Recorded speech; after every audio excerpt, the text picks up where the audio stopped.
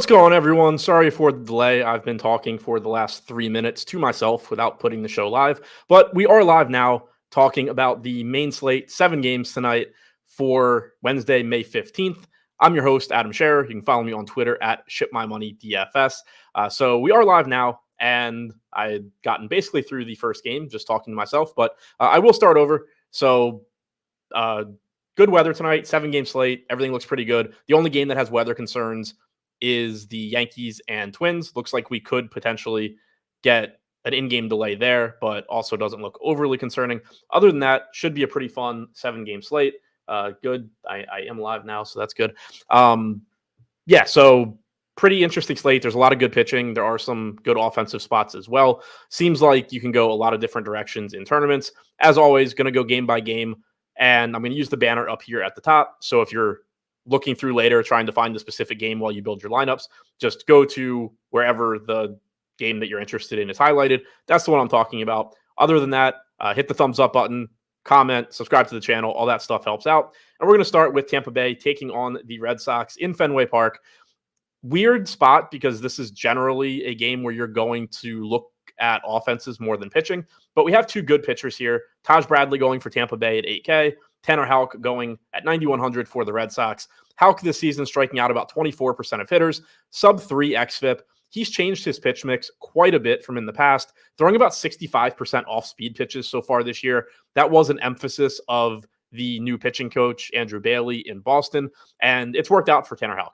So far, the strikeout percentage is pretty similar to what we've seen in the past, but again, he's just been very, very good at limiting runs, getting strikeouts, pitching in general. So he looks pretty good here. It is a relatively dangerous spot. Tampa Bay slightly above average in terms of production against right-handed pitching this year. They get a park upgrade in Fenway. They're middle of the pack in strikeout percentage. So that's why you're not seeing more ownership come into Houck, but about 16, 17% ownership. He showed up about 13% of the time for me in the lineups that I built. So that seems perfectly fine. Taj Bradley on the other side. Tough matchup for him, too. The Red Sox are in the top 10 in strikeout percentage against right-handed pitching this year, so that's good for Bradley. They also have a 109 WRC+, bad for Bradley, and a good park for offense, also working against Bradley. But he is 8K. He went 6 innings in his first major league start of the season, his last time out. Last year, he spent most of the season with Tampa Bay. He was successful as a rookie with about a 28% strikeout percentage, xFIP below 4. He projects for a 24 to 25% K percentage going forward. So at 8K, he just looks like a good option. There are other pitchers priced around him on the slate that are lower owned that you can make an ownership case for, but Bradley's ownership is pretty warranted here, showing up 22 to 23% of the time in about 16% of the lineups that I built. Offensively, it's kind of an interesting game because while both of these pitchers are good, it is Fenway Park. Both of these offenses are above average, and both of these pitchers are going to get ownership. So on a 7-game slate, especially in your larger field tournaments, there is certainly merit to looking to either of these offenses in a good hitter's park and just negatively correlating with the field in lineups where you don't have Houck or Bradley. From a weakness standpoint, the thing that stands out the most for either of them is that last season, Taj Bradley did struggle pretty drastically with right-handed hitters. He allowed a 359 expected WOBA. He allowed a 241 expected ISO. Now, it is a small sample size. You're talking about less than 1 season. But the thing that actually stands out and makes me think that maybe he continues to struggle to some extent, at least with same-handed hitters, is that he has a splitter that he throws a lot to left-handed hitters. It's his second most used pitch to opposite-handed hitters. It gets a lot of swinging strikes. He doesn't throw that pitch very often to righties, and nothing that he does throw to righties really generates a lot of swings and misses. When you get pitchers that are reverse splits over a larger sample, it's almost always because they have a secondary pitch that plays better against opposite-handed hitters than against same-handed hitters. In a lot of cases, that's a changeup. A splitter is similar to a changeup in a lot of ways. So a lot of times you will see pitchers that, if that's their primary secondary pitch, they do give up more production to same-handed hitters. From that angle, Connor Wong at 3,600 as a catcher, Tyler O'Neill, much more expensive, but a lot of right-handed power. Those guys in this park are kind of interesting if you're looking for 1 or 2 bats to negatively correlate with Bradley. Obviously, Rafael Devers at 5K is always going to be fine as well. On the other side for Tampa, again, Tanner Houck really good. He's good at getting hitters from either side of the plate out.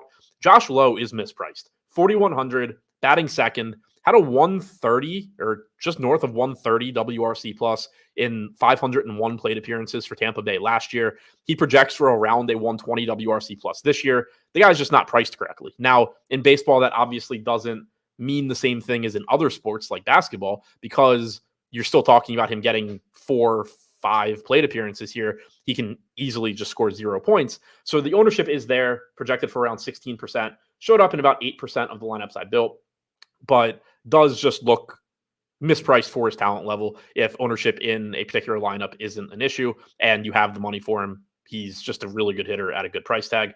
Arozarena, 4,400, good price tag there. So overall, I think the main case for bats in this game is just that they are good offenses, they are in a good park, and you are negatively correlating with the field. But pitching is where I would feel the most comfortable going. Like, if I could only pick one side of this game and I had to eliminate everything else, I'm probably picking the Bradley and Tanner Houck side.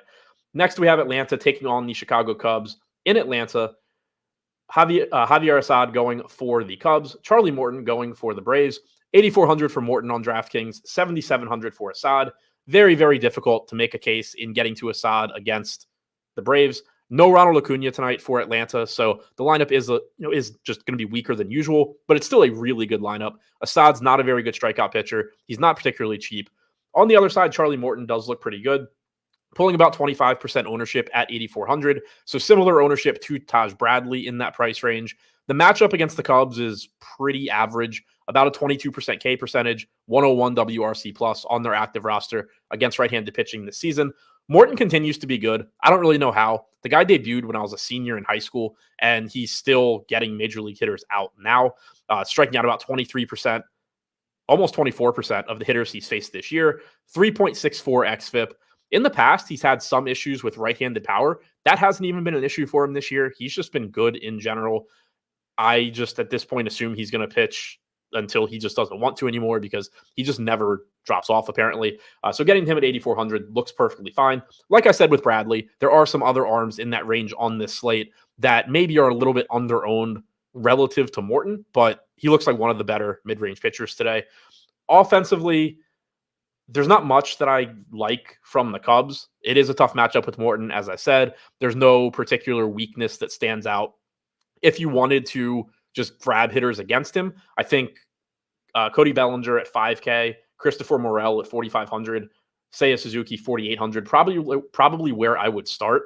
Like I said, Morton has had some issues with right-handed power in the past, so maybe that makes you more inclined to play like Christopher Morel and hope that he runs into one. But overall, I think your approach would be you're just going to get to the best Cubs hitters you can, because they're obviously the most likely to succeed.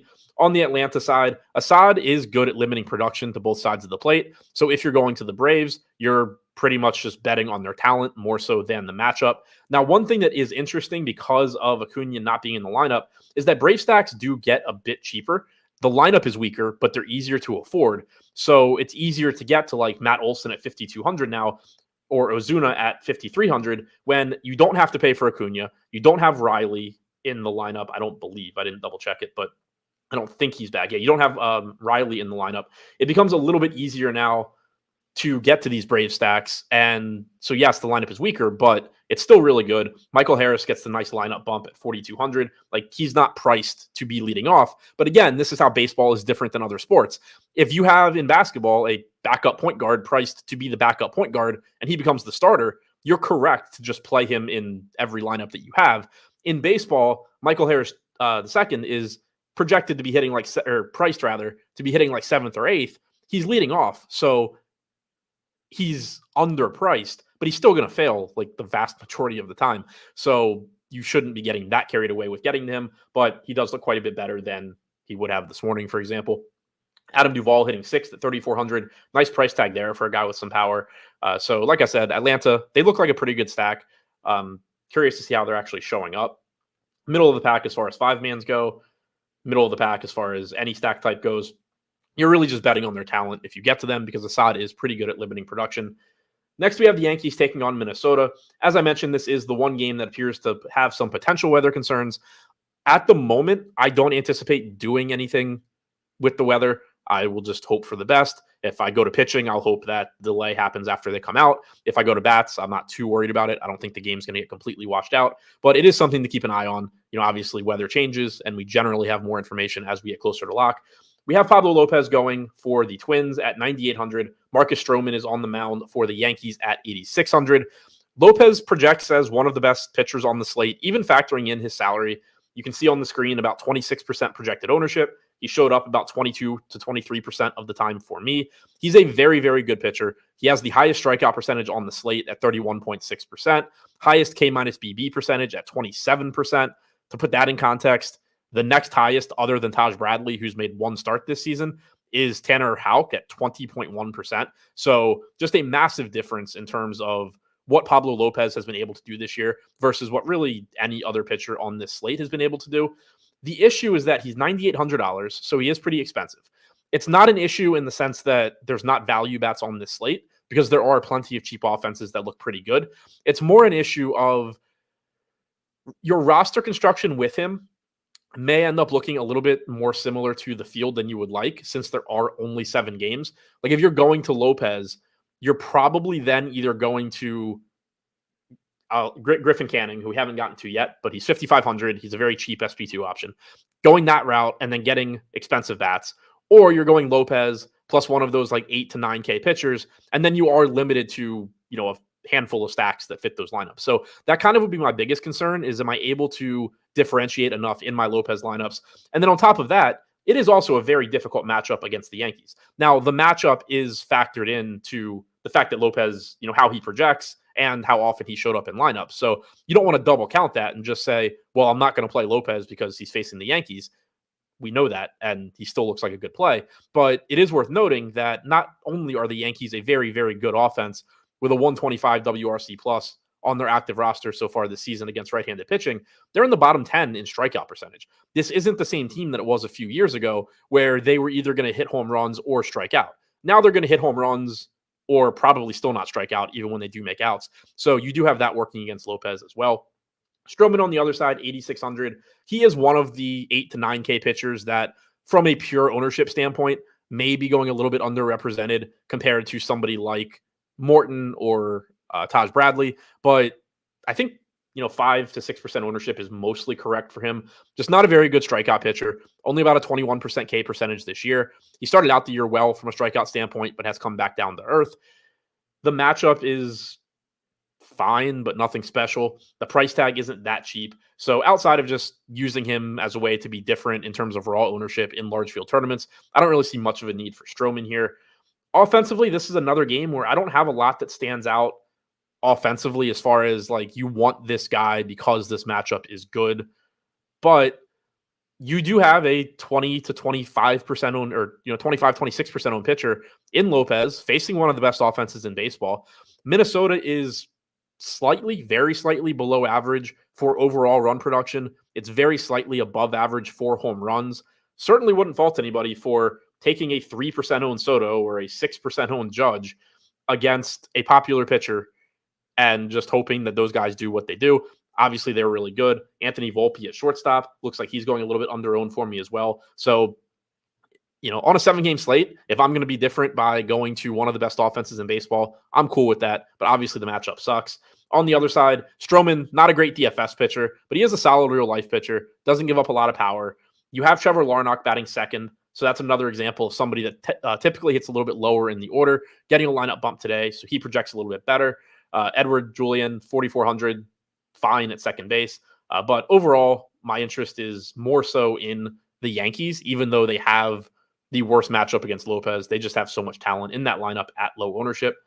Next, we have the Guardians taking on the Rangers. This is one that I already know. Like, I hope it looks different for me, or kind of hope it looks different for me by the time I run everything before lock. But before we get to the bats, John Gray on the mound for Texas, Carlos Carrasco going for the Guardians. John Gray looks pretty good. $7,500 price tag. Really, really tough strikeout matchup against Cleveland. Tough park to pitch in. Those two things obviously working against him. But he's only $7,500. 25.5% K percentage. 3.38 xFIP for the season. He's a good pitcher. He's underpriced for his talent level. On the other side, Carrasco is cheap. He is not a good pitcher. 4.65 xFIP this season, striking out about 17.5% of hitters. Really tough matchup against Texas. Not particularly interested in getting there, but Gray does look pretty good. Now, the spot that I was alluding to that I'm getting a lot more than the field right now, and I don't hate it. Like, I understand it, but I also wouldn't mind if it changed. I'm getting to a lot of Cleveland bats in the lineups that I built. Now, I think this can be explained for a couple different reasons. One, it is a good park to hit in. If you look at park factors here, if you just look at both sides of the plate, Globe Life Field is third in home run park factor. It's above average for lefties, which is going to be a lot of the bats you're getting to for Cleveland. It ranks seventh. If you look for righties, it is second. Like, it's a good park to hit home runs in. This team doesn't strike out a lot. But again, John Gray is good. The other thing is, what we've just kind of been talking about with Cleveland in general recently. They have a few expensive players, but those expensive players are at relatively weak positions, and they're good enough that I don't mind paying for them, assuming that I can find value elsewhere. And it's pretty easy to find value elsewhere today, including in this Cleveland lineup. So Jose Ramirez at third base is going to pull up stacks for Cleveland. Jimenez at second base is going to pull up stacks a bit. I think their lineup came out right after I ran stuff for this show. Tyler Freeman is leading off again. Josh Naylor batting cleanup is also relatively expensive. But then you get cheaper bats with Will Brennan, 3,600, with Manzardo coming in at 2,200 still from the left side batting sixth. So you're able to use value in that lineup to balance out getting to guys that you actually like Jose Ramirez or Jimenez. So again, I don't like the matchup, but I do like the park. I like the relative lack of ownership right now coming into them. And I do like that Gray is projected around 15% or so ownership. So he's not the most popular pitcher on the slate, but you are getting a little bit of added bonus if Cleveland comes through in this park. So, like I said, I'm not looking at this like, I'm really hoping that my night revolves around the Guardians, but I do understand why they would show up quite a bit, and the field doesn't seem to be there, which is pretty nice. On the other side, burying the lead, the Rangers look fantastic.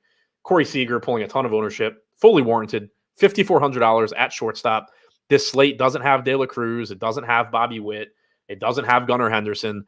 It does have Mookie, but you're not going to run into the same issues with Seager that you have on full slates, where so many of the best hitters in baseball now are just shortstops, and they're all priced around Seager. He's only 5,400. He's not competing with most of those guys, and he has a good matchup against Carlos Carrasco, who is really not good. Like I'd said before, one of the weaker pitchers on this slate. So far this season, a 396 expected WOBA allowed to lefties, 399 if you go back to the start of last season. If you go back to last season, Seager has an expected ISO north of 300 against right-handed pitching. He looks like one of the best individual plays on the slate. Travis Jankowski is really cheap. He's going to open some stuff up for you, including getting to more expensive Rangers. Semien, Garcia, both pretty expensive. Really like Garcia. 268 expected ISO against righties since last year. Semien's at 170. Obviously, he can do damage as well. So there's just a lot to like for Texas. Nathaniel Lowe's batting third, Josh Smith batting fifth, Jonah Heim batting sixth. All those guys look pretty good as well. You can pretty much stack any part of this Texas lineup and be happy with it. So they look really good. The only issue is the ownership, probably going a little bit over-owned, but still pretty clearly just a team that you're really going to like. Next, we have Oakland taking on the Astros in Houston. Framber Valdez going for the Astros. Aaron Brooks going for Oakland. I'll start with the quicker side. Aaron Brooks has not made a major league start since 2019. He hasn't made a major league appearance since 2022. I have no reason to think that he is good or somebody that we would want to roster in a really, really tough matchup against Houston. Valdez, on the other side, strikeout percentage is down a lot this year. He's striking out like 19.5 to 20% of hitters so far, but he has still been very good at preventing runs. 3.32 xFIP. He's always been very good at getting weak contact, very good at keeping the ball on the ground. Hopefully those strikeout numbers improve going forward, but I'm not overly concerned about them on this slate because, one, it's only a 7-game slate. 2, he does have a solid strikeout matchup against Oakland. And 3, his salary has dropped to $8,800. That's not cheap, but it's in line with what you expect when you're talking about somebody with like a low 20 strikeout percentage as opposed to an upper 20 strikeout percentage. And we saw him when he was doing that last year, priced up around 10K, 10.5, 11K. So we've gotten that corresponding drop in salary, which makes him completely playable here. 36% projected ownership, 28% of the lineups I built have him. Offensively, Houston's going to look pretty good.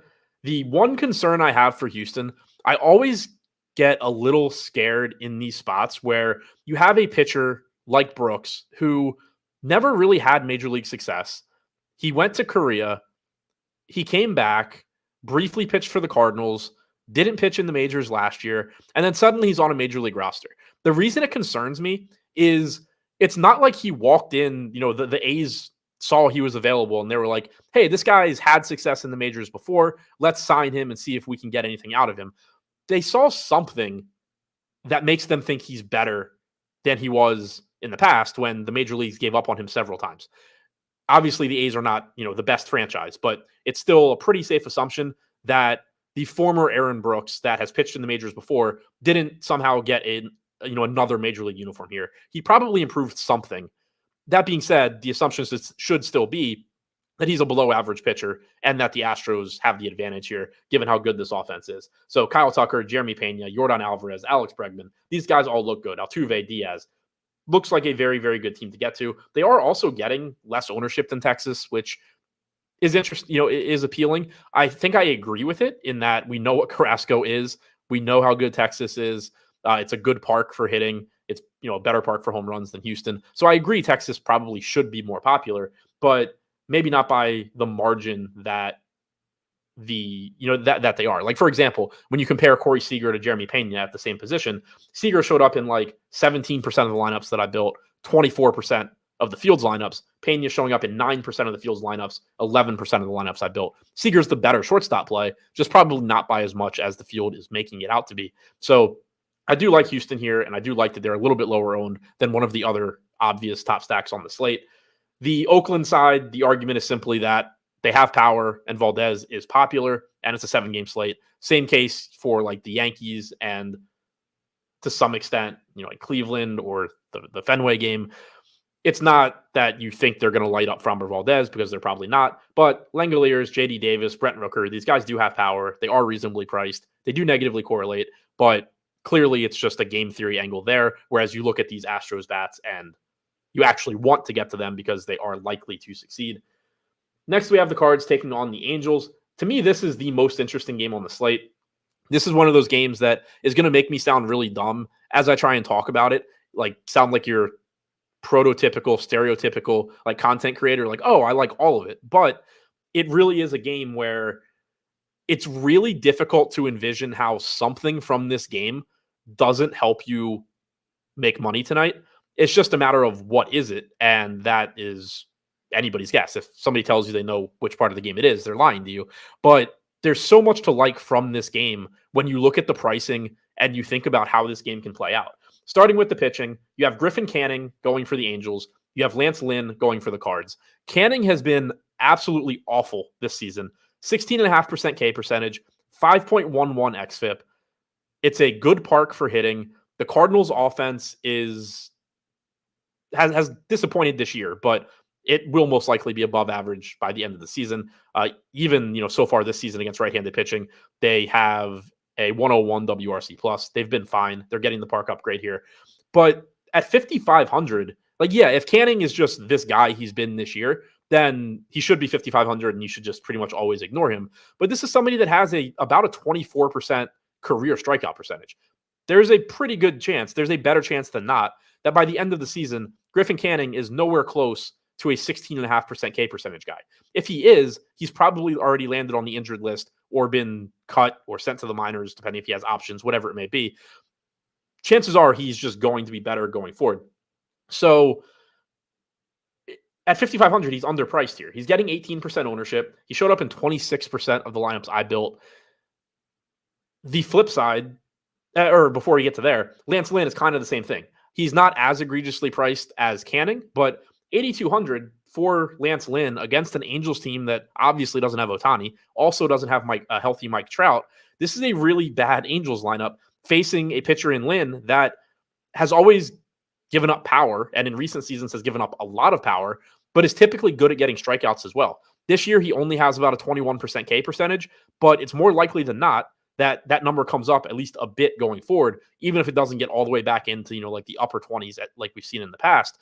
The Angels active roster has a 24% K percentage, a 90 WRC plus. It's a good matchup for an $8,200 Lynn, and he's getting about 20% ownership. He showed up in about 16% of the lineups I built. It's pretty easy to see the case, especially when you factor in price on both of these pitchers. But when you look to the offenses and you think about these pitchers and you look at the pricing for the offenses, it's not hard to see how they succeed and put you in a really good spot either, especially when you're coming into it knowing that both pitchers are going to be like 15 to 20% owned. So not only are you getting cheap offenses here in a good hitter's park against very questionable pitching, you're getting it against questionable pitching that is pulling ownership and where you can kind of just knock off part of the field if they do well. The Cardinals are cheap across the board. Canning's biggest issue this year has been left-handed bats. Righties haven't been good against him. That's not to say that you can't go to Goldschmidt or Arenado at their respective salaries, or Herrera at catcher at 3,300. But lefties this year have a 403 expected WOBA against Canning, 244 expected ISO. The most expensive hitter in the Cardinals' projected lineup is Arenado at 4,300. The most expensive lefty, and there are 5 of them, is Donovan at 4,100. This team is essentially free, getting a park upgrade with a bunch of solid lefties against a pitcher who has been incapable of getting lefties out this year, and then a cheap Arenado and Goldschmidt because their salaries have already adjusted for them getting off to a slow start this season. So it's really, really tough, this matchup in particular, to see how like Griffin Canning doesn't end up being at least useful at 5,500, and or the Cardinals don't end up being useful at their salaries. Like if Canning just fails at 5,500, the Cardinals almost have to have had good plays in there, and vice versa. Like if the Cardinals, well, I mean, like Canning could succeed and the Cardinals succeed really, but obviously I'm not advocating for that. But like something from this matchup almost has to give. The only actual path I see, or at least likely path, obviously, yeah, the only likely path really that I see is maybe 2 pitchers not named Canning just go for like 30 points. And so Canning going for like 14 doesn't help you. And he pitches well enough. The Cardinals don't do much. That's, I guess, the path to neither side being super useful. But it's really hard to envision where just looking at salary and score, at least, one of these 2 sides doesn't come through and give you some useful plays. And then it's not to the same extent because Lynn is 8,200. It's easier to see, if Lynn scores 14 fantasy points at 8,200, that's not really likely to be useful. It might not kill you, but it's not likely to help you. Whereas like 14 from Canning would actually help you. But these Angels bats are free. So given the strikeout potential that Lynn has in this matchup and the Angels salaries, it's kind of tough for Lance Lynn to not be a good play while Angels hitters also don't at least give you some cheap value. Logan O'Hoppe is a $4,200 catcher, looks perfectly fine. Mickey Moniak, 3,100, most likely hitting toward the top of the order. Willie Calhoun is very cheap. Zach Neto, very cheap. Shanuel is very cheap. Like, these aren't the best hitters, but it is a good park. It is a pitcher that gives up a ton of home runs. So this game just across the board is really appealing to me. I would hope that a large percentage of the lineups that I have across an MME build have some part of this game because it's really difficult to see how it all just fails. Moving on to the Dodgers and Giants game, but before that, a quick mention. I know I forgot to mention it this morning, but in case you missed the announcement last week, I am partnering going at some point in the near future with Utical, Brick75, Nerdy Tenor to put together a DFS training site, high-level strategy, access to our Discord. I'll still be doing this show, on YouTube for daily content, but more of like a teach a man how to fish type site. You'll get access to all of us. The site isn't live yet, but you can put yourself on the email list to get a notification when it does go live. If you look in the description on this video, Endgame Syndicate is going to be the name of the site. Click that link, sign up for the email list on the site, and you'll get an alert when that goes live. Again, I'm pretty excited about it. I think it's something that doesn't exist in the industry right now. I'm really excited about the guys that I'm going to be able to get to work with. I think I will learn a lot from them. I think you'll learn a lot from them. So definitely check that out. Sign up for the email list. Now, closing things out with the Dodgers and the Giants in San Francisco. So not a good hitter's park. Logan Webb going for the Giants. Bullpen game for the Dodgers. Ryan Yarbrough is who most sites are assuming is going to pitch. He's 5,200, but like unless he actually starts this game, there's no guarantee he pitches. It's just an assumption because he is one of the obvious long guys out of the bullpen. He hasn't pitched in a few days. I don't think we actually need to worry about him in DFS. Logan Webb on the other side is somewhat interesting in larger field tournaments just because he is 8,300. He is a good pitcher. He's not getting much ownership. You compare him to Taj Bradley, to Lance Lynn, to other guys, in that range that are better plays, but probably not like 2 to 3 times as good, like ownership would suggest. Webb's not a great strikeout pitcher, but he is in a good park. He does have a 3.17 xFIP on the season. Obviously, the matchup against the Dodgers is really, really tough. So it is purely just a contrarian tournament play based on talent. But going to Webb here is kind of like the equivalent of going to the Yankees, where you're just betting on his talent at low ownership and hoping it happens to work out tonight on a relatively short slate. Offensively, it's sort of the same thing with the Dodgers. You're never going to be upset about getting to the Dodgers, but they do have one of the lower implied run totals that you're ever going to get for the Dodgers. Mookie, Ohtani, Smith, all good. Like you're happy to get there if you can. They're not projected for a ton of ownership, which is nice. You can make the very clear case for Mookie Betts as, say, a Corey Seager pivot. Like if you have a lineup, if you're stacking the Rangers, like, yeah, you probably want Seager. Or maybe you stack the Rangers with 5 other guys and you're contrarian by playing Betts over Seager and you hope, he beats Seager and you're different that way. That's a reasonable approach. But he's, a very obvious way that you can pivot away from Seager. Seager is more likely to succeed, but probably not 2.5 times as likely like ownership is currently projected. So if you can get to those guys against Webb at low ownership, fine. But Webb is really, really good. This park is really bad for hitting home runs. All of that's working against the Dodgers. It keeps them from being priorities. On the other side, bullpen game is never very appealing. You do have cheap bats for the Giants. The problem is they're not very good, and they're hitting in this park. So I think that they are pretty difficult to get to. So that wraps up the game-by-game breakdown for this slate. Top pitching, Framber Valdez, Pablo Lopez. It pains me to say Griffin Canning is purely an SP2 price play on DraftKings. I don't think you need to worry about him on FanDuel. It's not that type of a pitcher. But at 5,500 on DraftKings, he just looks like the best value. But Valdez, Morton, Lopez, Bradley, the guys that I think are the best pitchers outside of the really stupid price tag on Canning. Offensively, the Rangers look really good. Corey Seager is probably my favorite hitting play on the slate. I think it's really obvious, but I would take him for a home run pick. If it is too obvious, then I'll go down to, I don't know, somebody from the Cards, I guess, probably. Like if I can't go to the Rangers against Carrasco, I'll go down to like Nolan Gorman against Canning. But Seager, to me, just stands out as a clear top play on the slate. From a contrarian standpoint, Cleveland stacks look good to me. Again, I wouldn't mind if I get a little bit less than I am right now, but I do think that their ownership is pretty appealing. I like the Cardinals a lot. I like the Rangers a lot. I like Houston a lot.